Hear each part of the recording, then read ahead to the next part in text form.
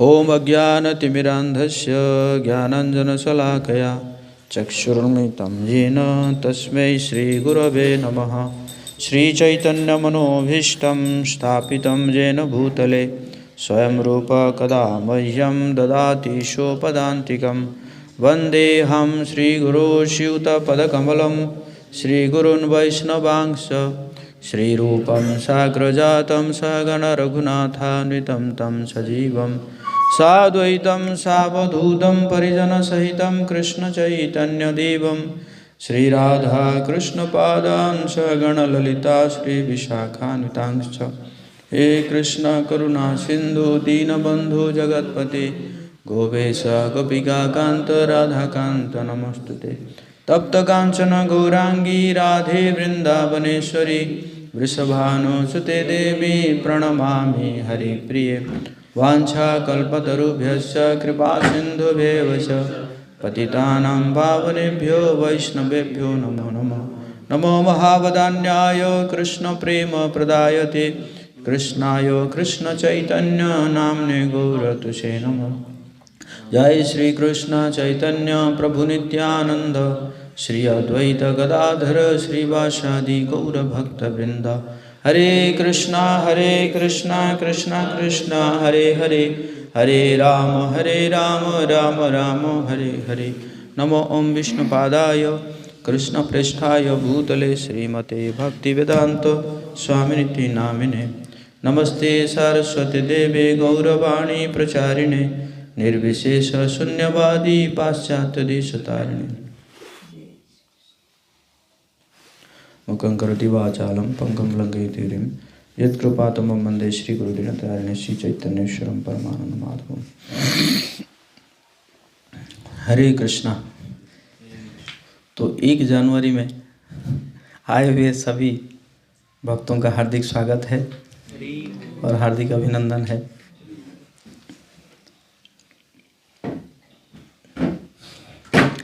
तो आज हम श्री चैतन्य मंगल पढ़ेंगे। श्री लोचन दास ठाकुर जी रचित मध्य खंड का अध्याय है 9। महाप्रभु का विविध आवेश में प्रेम वितरण। महाप्रभु जो कई आवेश लिए हैं उसमें कैसे प्रेम वितरण किए हैं पढ़ेंगे। थोड़ा अध्याय जो है थोड़ा बड़ा चैप्टर है तो थोड़ा हम फास्ट जाएंगे ना, प्यार थोड़ा कम पढ़ेंगे आज।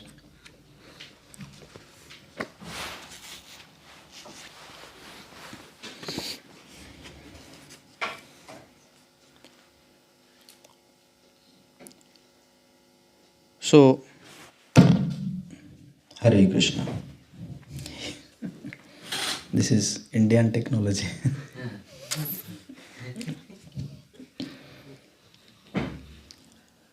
So, ये जो हलधर आवेश विभास राग में लिख रहे हैं लोचनदास ठाकुर। श्री लोचनदास ठाकुर की जय जय श्री चैतन्य जय नित्यानंद जय द्वैत चंद्र जय गौर भक्त वृंद। जय जय श्री चैतन्य जय नित्यानंद जय द्वैत चंद्र जय गौर भक्त वृंद। जय जय श्री चैतन्य जय नित्यानंद जय द्वैत चंद्र जय गौर भक्त वृंद।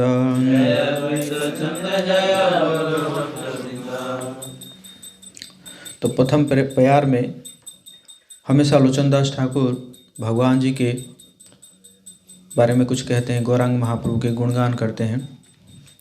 तो प्रथम प्यार में कह रहे हैं जय हो भगवान गौरांग चंद्र की जय हो। एक चंद्र जो कलयुग में नदिया के भूमि में उदित हुआ है, कृपया भगवान गौर की लीलाओं की यह कथा श्रवण करे। भगवान गौर की महिमाओं ने तीनों लोक भरे हैं, कृपया भगवान गौरचंद्र की लीलाओं की यह कथा श्रवण करें।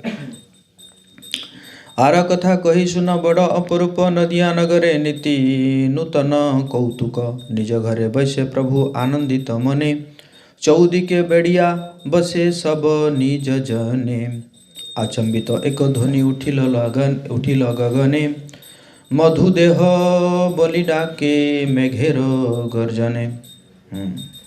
अब मैं एक अन्य अद्भुत कथा का वर्णन करूंगा। नदिया में अति अद्भुत शाश्वत रूप से नवीन लीलाओं की यह कथा सुने। ये क्या है? नवीन लीला है, ऐसे लोचनदास ठाकुर कह रहे हैं।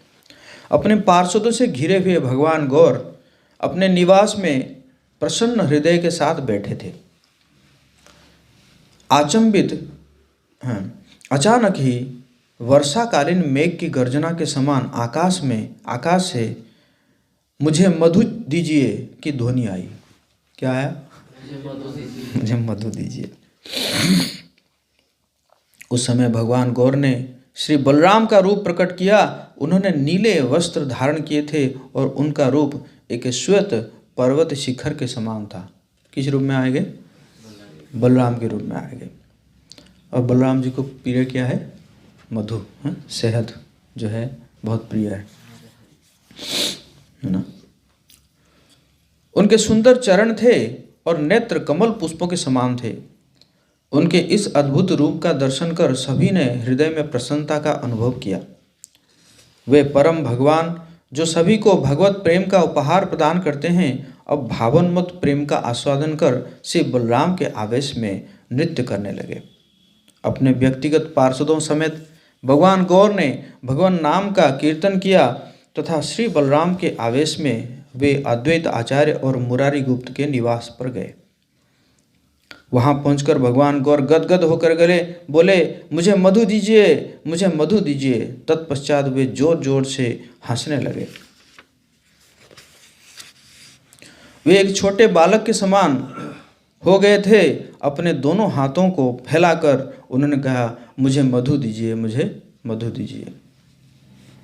भक्तों ने उनके हाथों में जल से भरा एक पात्र रखा। उसे मधु मदिरा समझकर भगवान गौर ने उस पात्र को उठाया, उसका पान किया तथा हिचकी ली। वे उन्मत्त व्यक्ति के समान लड़खड़ाते हुए नृत्य करने लगे। उन्होंने पुनः मधु का पान किया और हिचकी ली। एक क्षण वे गिर पड़ते तथा अगले क्षण उड़ जाते। एक क्षण में वे क्रंदन करते तो अगले क्षण हंसने लगते। एक क्षण में अंधेरों को बंद करते तो अगले ही क्षण में वे उच्च स्वर में हंसने लगते। इसे देखकर भक्तगण उनको प्रार्थनाएं अर्पित की। कुछ भक्त हलधर कहकर उनके चरण पकड़ते। तत्पश्चात श्री बलराम की लीलाओं का आस्वादन करते हुए भगवान गौर ने अमृत के समान मधुर शब्द कहे। उन्होंने प्रसन्नतापूर्वक कहा, मैं श्री कृष्ण नहीं हूँ, अतः आप मुझे अमृत मधु जो है ला कर दीजिए। उस समय वहाँ एक ब्राह्मण खड़ा था। तुम मूर्ख हो, ऐसा कहते हुए भगवान गौर ने उसे एक अंगुली से धकेला। भगवान की अंगुली द्वारा धकेले जाने से वो दूर गिर पड़ा और ब्राह्मण ने लज्जित अनुभव किया।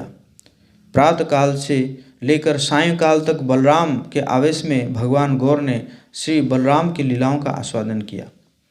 श्रील नरहरि के चरण कमलों को अपने सिर के आभूषण करते हुए श्रील लोचनदास ठाकुर भगवान गौर की महिमाओं का गीत गा रहे हैं। श्रील लोचनदास ठाकुर जो है नरहरि सरकार के शिष्य हैं, तो इसलिए उनको गुरु को स्मरण कर रहे हैं। अब कृपया एक अन्य दिन के अद्भुत लीलाओं का श्रवण करें।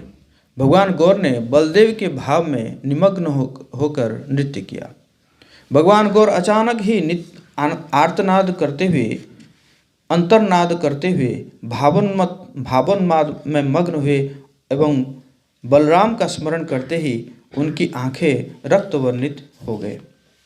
भगवान गौर भावावेश में भूमि पर लोटपोट हो रहे थे एवं उनके केश अस्त व्यस्त हो गए।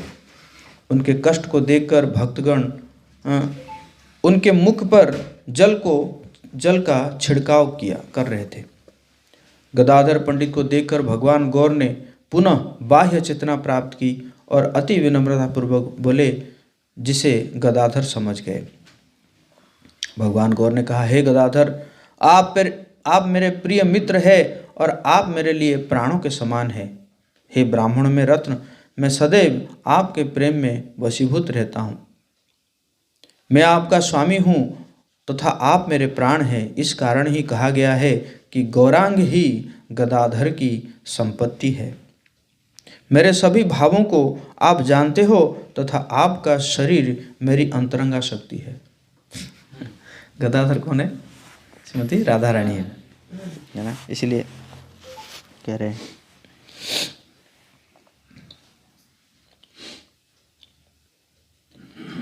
आप रात दिन मेरे साथ रहो और एक क्षण के लिए भी मेरा संग न छोड़ो, क्योंकि आपके अतिरिक्त मुझे कौन समझता है। आप कृपया उन सभी वैष्णवों को लाए जो मेरे प्रिय मित्र हैं। मैं उन सभी को देखना चाहता हूँ। भगवान के आदेश को स्वीकार कर गदाधर पंडित अद्वैत आचार्य आदि भक्तों को लेकर आए। भक्तों ने आकर जब भगवान गौर को देखा तो वे भाव विभोर हो गए और उनके नेत्र अश्रुओं से भर गए। अद्वैत आचार्य ने मधुरता पूर्वक पूछा, प्रिय, आपने हमें क्यों बुलाया है? अद्वैत आचार्य के शब्दों को सुनकर भगवान गौर ने बोलने का प्रयास किया, परंतु वे बोल नहीं पाए, क्योंकि उनका कंठ भाव से गदगद था। भाव में विह्वल होने के कारण उन्होंने अर्ध अर्ध शब्द कहे। उन्होंने किसी प्रकार से कहा, मैंने बलराम को श्वेत पर्वत शिखर के समान देखा, जिन्होंने मेरा आलिंगन किया था।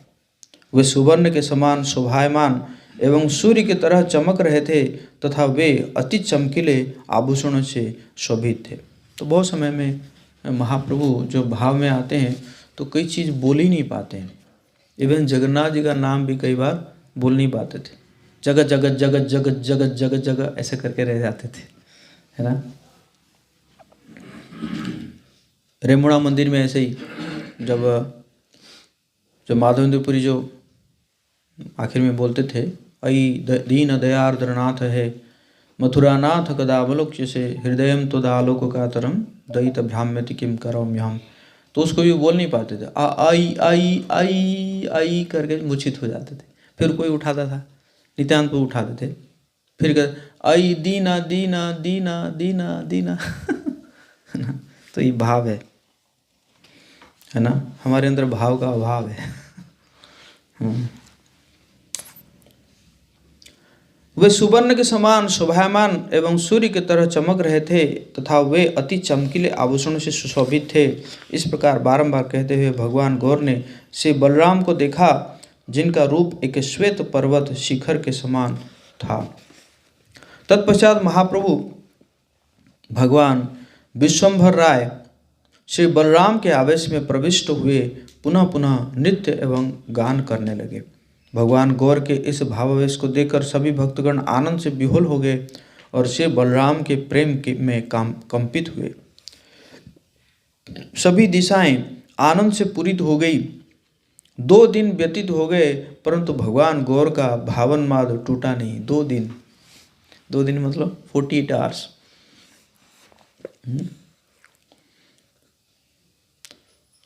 अगले दिन भगवान गौर ने अद्भुत नृत्य किया।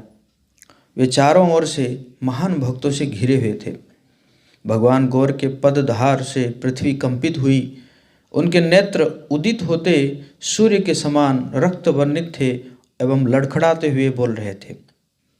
वे एक उन्मत्त हाथी के समान धीमे चलने लगे, परंतु भावन्माद प्रेम के आनंद में विभोर होकर वे चल नहीं पाए। उनके इस आवेश को देखकर उनके पार्षद गणों ने भी बलराम के प्रेम में वशीभूत होकर नृत्य किया। उन्होंने सूर्यास्त तक नृत्य करने कीर्तन किया। तब अचानक ही भगवान के मुख से वारुणी की सुगंध निकली। वारुणी जो है वन टाइप ऑफ ड्रिंक है जो कि बलराम जी लेते थे। मतलब एक जो है पेड़ का रस है। जैसे जैसे वो होता है ना, जैसे खजूर का रस, इसी प्रकार एक वारुणी जो है एक पेड़ का रस है। वारुणी के दिव्य सुगंध से प्रभावित भक्तगण आश्चर्यचकित होकर चारों दिशाओं में देखने लगे। मतलब अभी महाप्रभु वारुणी पिए नहीं है, लेकिन वारुणी का सुगंध आ रहा है। वारुणी मदिरा की उन्मत्त उत्तम दिव्य सुगंध ने दसों दिशाओं को सुगंधित कर दिया। भक्तगण भावनवत प्रेम के कारण प्रमत्त हो गए। उस समय ब्राह्मण श्रेष्ठ शिवास पंडित ने जो देखा, कृपा पूर्वक उसका श्रवण कीजिए। उस स्थान पर उत्तम वस्त्र धारण किए हुए दिव्य पुरुष अचानक आए। उनमें से एक व्यक्ति ने नील वस्त्र धारण किए हुए थे तथा एक कर्ण में कुंडल थे, एक अन्य के कर्ण में कमल पुष्प था एवं आंखें कमल के समान थी। एक अन्य ने पगड़ी एवं पीले वस्त्र धारण किए हुए थे। उनके आकर्षक रूप, वस्त्र और आभूषण आदि का वर्णन करने की शक्ति मुझमें नहीं है। वहाँ बनमाली नामक ब्राह्मण उपस्थित थे। अब मैं उनके विषय में कहूँगा, कृपया श्रवण कीजिए।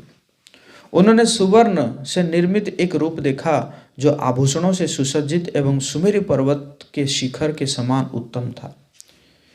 इस रूप का दर्शन कर उनका हृदय आनंद से भर उठा और शरीर रोमांचित हो गया। यह देखकर सभी लोग आश्चर्यचकित हो गए। तीनों लोकों के स्वामी भगवान गौर श्री बलराम के वेश में नृत्य करने लगे। यह देखकर सभी भक्तों ने भी भगवान के साथ नृत्य किया। हर्षपूर्वक हृदयों के साथ देवताओं ने आकाश से यह दृश्य देखा। तत्पश्चात हृदय में संतुष्ट होकर वे सभी अपने अपने निवास लौट गए। देवता लोग भी आ गए थे दर्शन करने के लिए, इस अद्भुत नृत्य का दर्शन करने के लिए। इस प्रकार भगवान गौर ने दिन रात व्यतीत किए तथा मुस्कुराते हुए उन्होंने जो है गंगा नदी में स्नान करने गए। सभी वैष्णवगण एकत्रित होकर गंगा स्नान करने लगे एवं स्नान करते हुए उन्होंने विभिन्न जल क्रीड़ाओं का आनंद उठाया। हम लोग कभी कभी स्नान करते हैं गंगा जी में, हैं, कभी कभी अवसर मिलता है, लेकिन महाप्रभु जो है रोज स्नान करते थे वैष्णवों के साथ, सारे वैष्णवों के साथ, है ना। वैसे जब भगवान कृष्ण यमुना जी में क्रीड़ा करते हैं तो गंगा जी फिर पछताने लगती है कि भगवान जो है यमुना जी में क्रीड़ा कर रहे हैं, मेरे जल में कब क्रीड़ा करेंगे, हैं। तभी भगवान जो है उनकी इच्छा को पूर्ति करते हैं गौरांग महाप्रभु के रूप में, है ना। फिर गंगा जी में भी गौरांग महाप्रभु क्रीड़ा करते हैं, जल क्रीड़ा।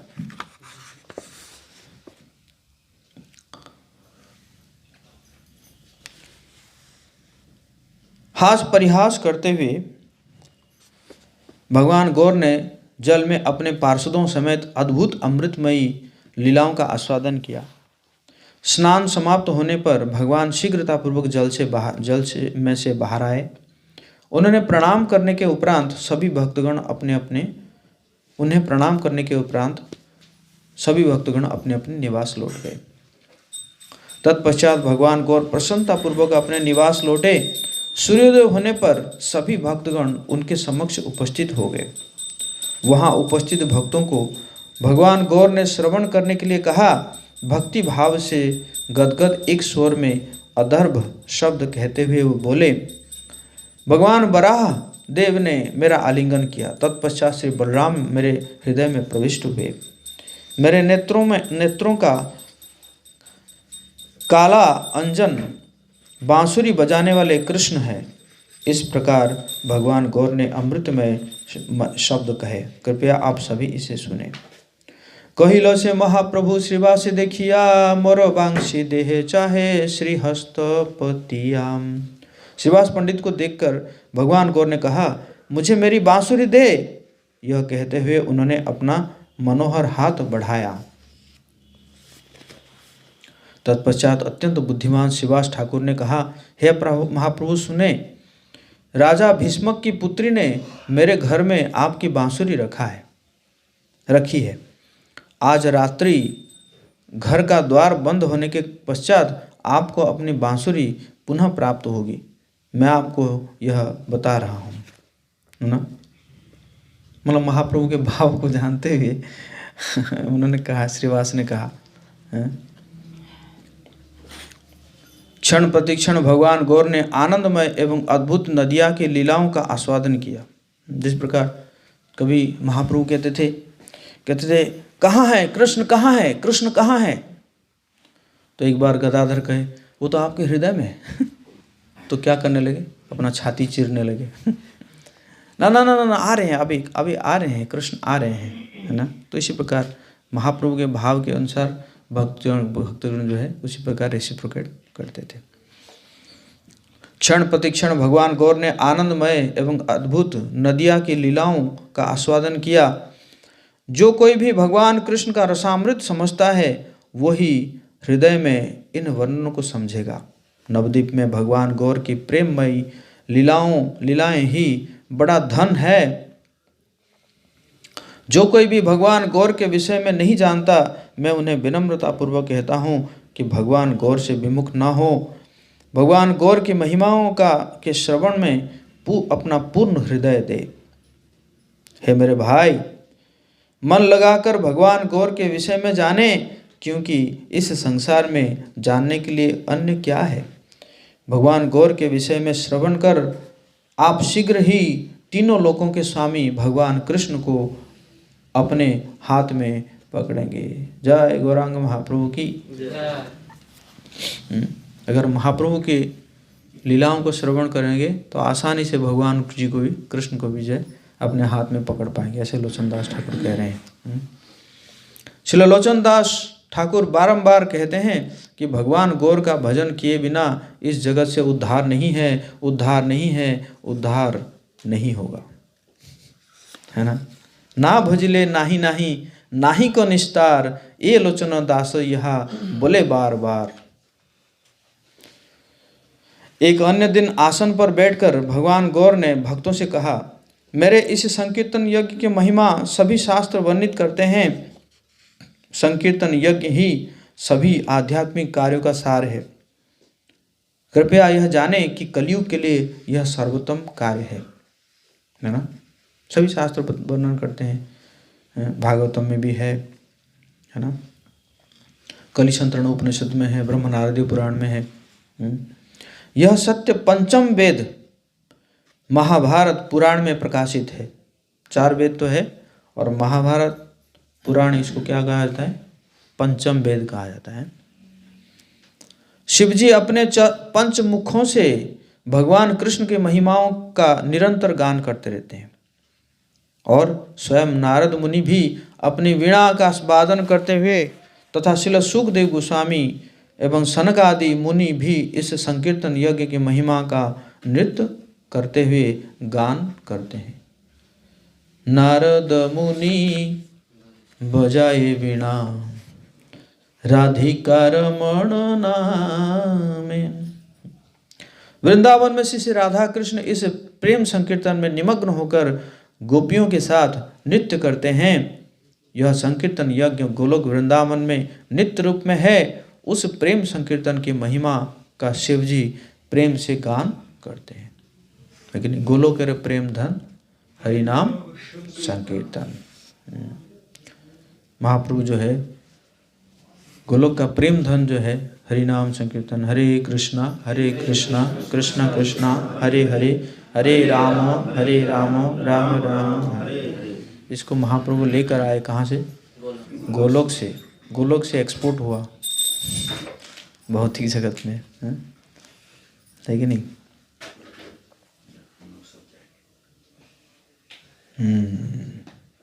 यद्यपि शिवजी सदैव गान करते रहते हैं परंतु वे उसका अंत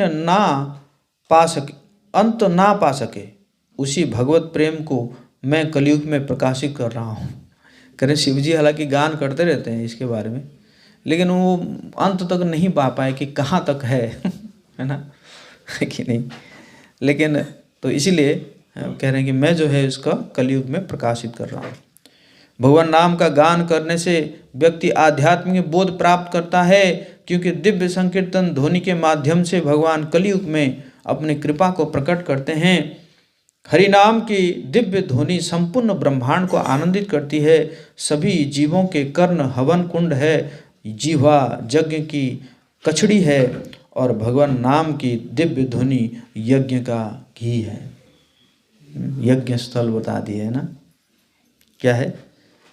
हरि नाम की दिव्य ध्वनि, सभी जीवों के कर्ण जो है क्या है? हवन कुंड है। और जीवा क्या हो गया? कछड़ी। और भगवान नाम की जो दिव्य ध्वनि क्या है? वो घी है ना।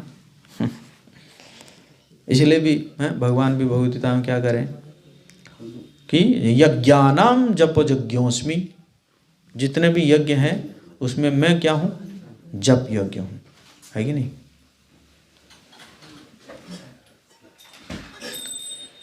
है ना। जय श्री श्री जगन्नाथ बलदेव सुभद्रा महारानी की जय, गौर निताई की जय।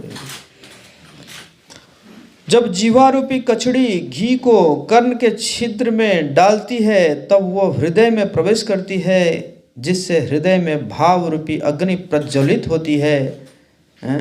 परिणाम स्वरूप भावाग्नि से शरीर में कंपन और नेत्रों से अश्रुधारा बहने लगती है और हम सब मूर्छित हो जाते हैं, है ना। मूर्छित हो जाते हैं कि नहीं।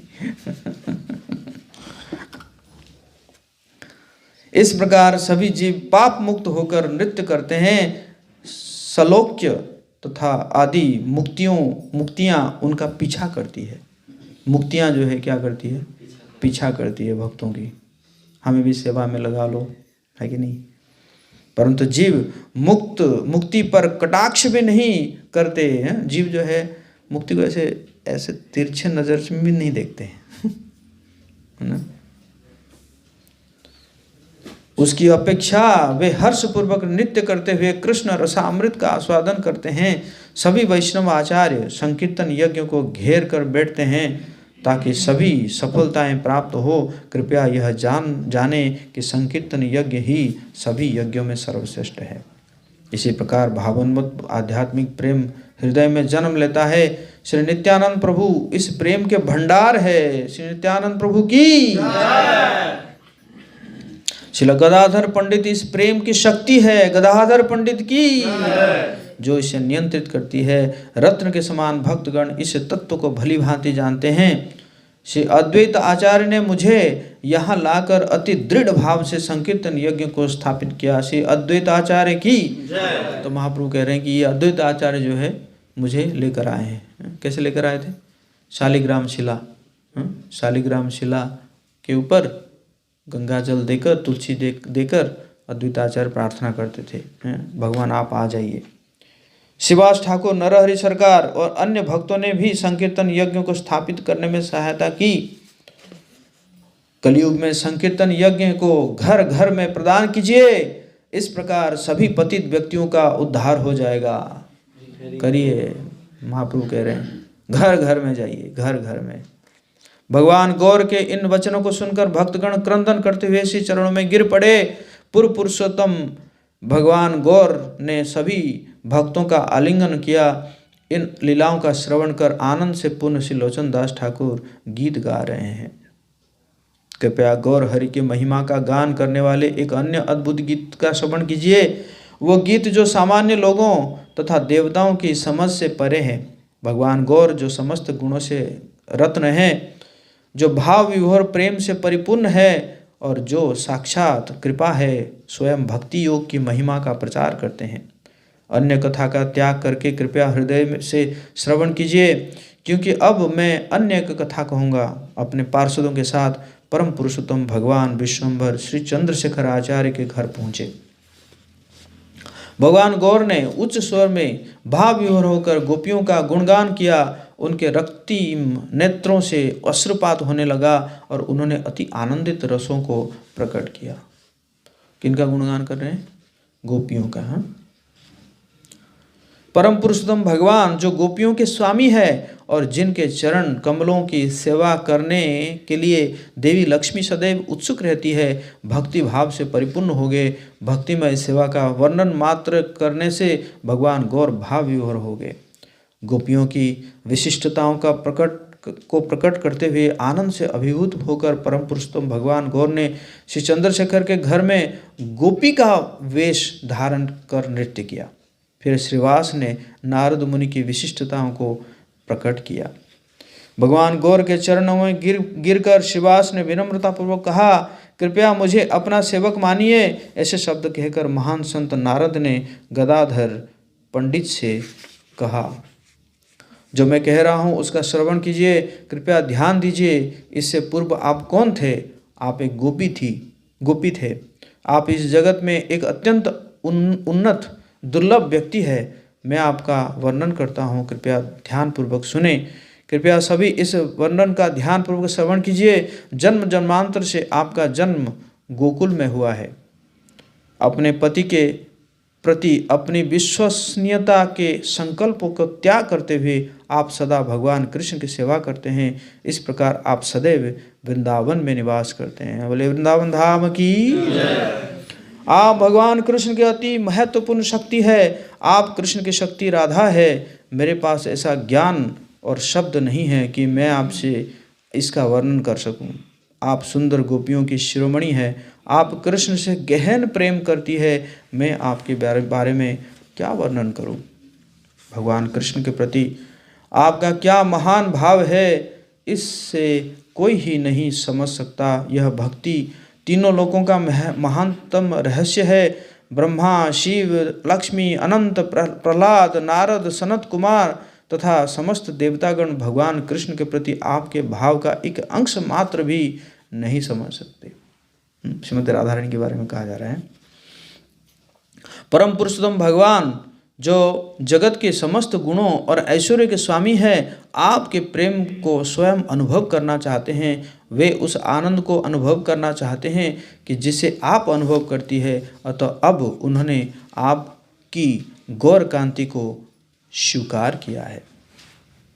परम पुरुषोत्तम भगवान जिनकी देवी लक्ष्मी जी दासी है, आपके द्वारा अनुभव प्रेम को स्वयं अनुभव करने के लिए तरसते हैं। वे अपने हृदय में वही प्रेम धारण करते हैं जिसका रसास्वादन आप करती है।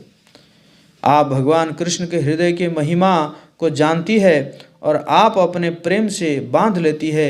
उद्धव, अक्रूर तथा अन्य कोई महान भक्त आपके चरणों की सेवा करते हैं। कृपया अपने हृदय से हम पर दया करना ना छोड़े।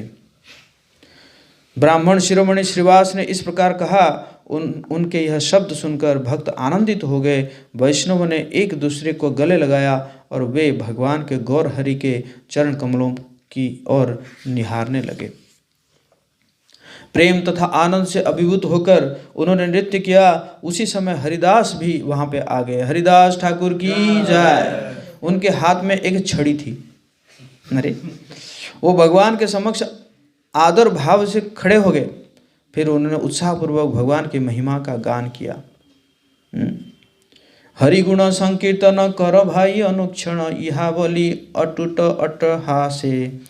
हरि गुण गाने भोरा, दुनयने बहे धारा, आनंदे फिरे चारि पासे। हे बंधुओं, कृपया प्रत्येक क्षण भगवान हरि का गुणगान कीजिए। ऐसा कहकर वे जोर जोर से हंसने लगे। जैसे ही उन्होंने भगवान हरि का गुणगान किया तो उनके नेत्रों से अश्रुओं की धारा बहने लगी। वे हर्षपूर्वक चारों ओर देखने लगे। हरिदास के शब्दों को सुनकर समस्त वैष्णव ने अमृत की वर्षा के समान प्रतिक्रिया व्यक्त की। उन्होंने हर्षपूर्वक कीर्तन तथा नृत्य किया। भगवान गौर राय केंद्र में कीर्तन कर रहे थे। भक्तों ने क्रंदन करते करते भगवान के रक्तिम चरणों का आलिंगन कर लिया। पूरा एकदम प्रेम से भरा हुआ है ये शास्त्र। फिर वैष्णव के शिरोमणि भक्त अद्वैताचार्य जो सभी दिव्य गुणों की खान है वहां आगे। उनके उत्तम गुणों को पहले कभी इस पृथ्वी पर नहीं देखा गया था। वे भगवान गौर के समक्ष खड़े हो गए।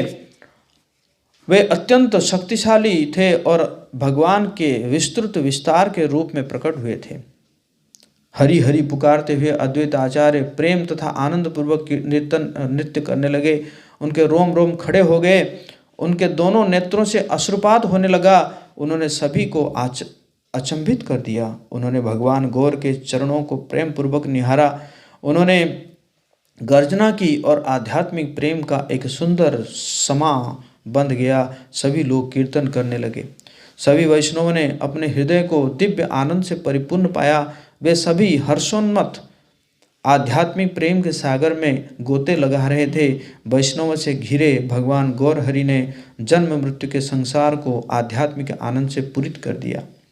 फिर भगवान गौर ने कहा, सुनिए, सभी ध्यान पूर्वक सुने। फिर भगवान गौर गोपी के रूप में परिवर्तित हो गए। उन्होंने ऊपरी वस्त्र में चोली पहन रखी थी और उनकी कलाइयों पर शंख के कंगन थे और उनके दोनों नेत्रों से अमृत छलक रहा था। उनके वस्त्र रेशमी थे, पाँव में पायल सुशोभित थी, उनकी कमर मछली के समान छरहरी थी। उनकी सुंदरता तीनों लोगों को मोहित कर देने वाली थी। उनके रूप के वर्णन हेतु मेरे पास उपयुक्त उपमाएं नहीं है। इस प्रकार भगवान गौर ने गोपी का रूप प्रकट किया।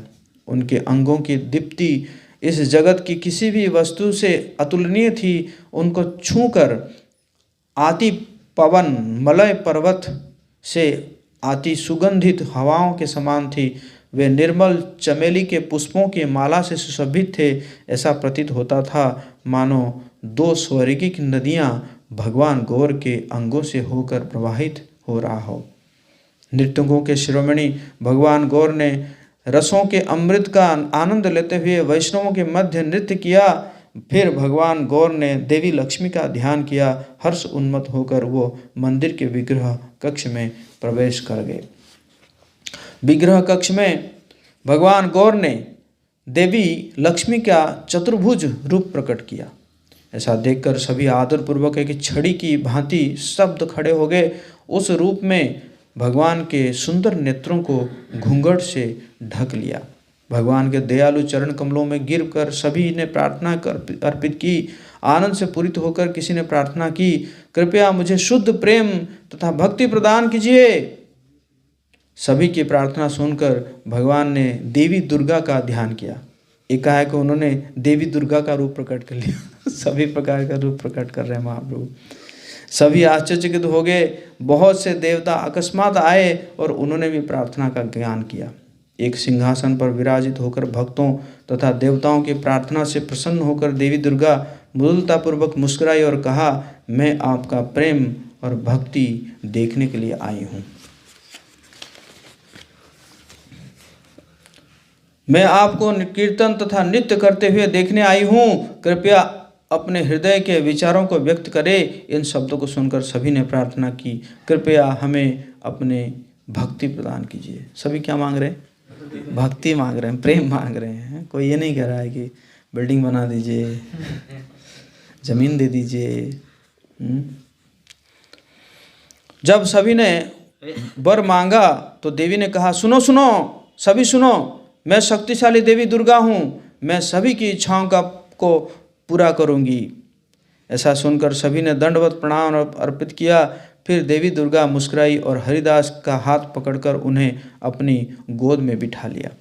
देवी ने हरिदास को अपनी गोद में बिठाकर इस प्रकार झुलाया मानो वे 5 वर्ष के छोटे बालक हो। इस अद्भुत दृश्य को देखकर सभी का हृदय आनंद से परिपूर्ण हो गया।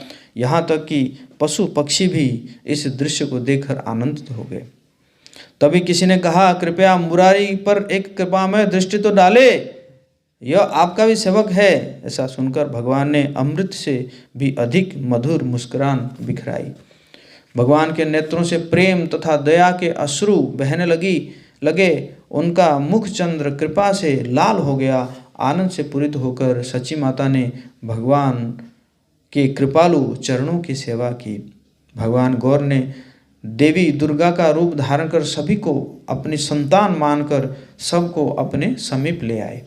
उन्हें माता के जैसे प्रेममयी नेत्रों से देखने लगे तथा उनके नेत्रों से निरंतर अश्रुओं की धारा बहने लगी। जैसे दुर्गा जी हमारी माता है, ये ब्रह्मांड की माता है, ब्रह्मांड के सभी जीवों के। उसी क्षण वहाँ एक ब्राह्मण आ गया। उसने उच्च स्वर में भगवान को पुकारा, व्यथित व्यक्ति के कष्टों को देखकर भगवान गौर व्यथित हो गए और उनके नेत्रों से अश्रुपात होने लगा। अपने रूप को पुनः प्रकट करके भगवान ने उस व्यक्ति को कृपापूर्वक अति आनंद आध्यात्मिक प्रेम प्रदान किया। भगवान को पुनः अपने रूप में प्रकट हुए देखकर सभी भक्तों ने उन्हें दंडवत प्रणाम अर्पित किया। वे बार बार उन्हें दंडवत प्रणाम करते रहे। इन्हीं मधुर लीलाओं में रात्रि व्यतीत हो गई। भोर होते ही सभी अपने घरों को चले गए। अपने हाथ में एक मोटी छड़ी पकड़े भगवान गौर अपने पार्षदों के साथ अपने घर की ओर चल दिए। उसी क्षण भगवान गौर, जो तीनों लोकों के स्वामी हैं, विनम्रता पूर्वक तथा दया पूर्वक पृथ्वी के सभी कष्ट दूर कर दिए। जो भी इस अद्भुत सत्य का श्रवण करेगा उसे अनुभव होगा कि उसके हृदय के सभी भौतिक कष्टों का नाश हो गया है। सुने ना आप लोगों के लिए आशीर्वाद दे रहे हैं लोचनदास ठाकुर। ऐसे व्यक्ति जो इन लीलाओं पर संदेह करते हैं उनके कष्टों का कभी नाश नहीं होगा। सावधान सावधान। ऐसा कैसे हो सकता है कि कोई व्यक्ति जो केवल तर्क शास्त्र तथा प्रत्यक्ष अनुभूति को ज्ञान का स्रोत स्वीकार करता है, उसने लीलाओं का प्रत्यक्ष प्रदर्शन नहीं किया है, उसे तर्क के आधार पर स्वीकार करने को सहमत नहीं है और न ही उसके शास्त्र का ही अध्ययन किया है, वो कैसे मुक्त हो सकता है? सभी को कृपा प्रदान करते हेतु भगवान गौर इस जगत में अवतरित हुए हैं। उनके जैसा कोई नहीं है। जो लोग कहते हैं कहने दो, मैं तो वही कहूँगा जो मेरा मन या हृदय जानता है। मेरे पीछे दोहरे, एई मात्र मोर चिंता अंतरे परम व्यथा है न अवतार ना प्रकाशे ना लागी कांदो हिया काहारे कहिब इहा गुण गाए ए लोचन दासे।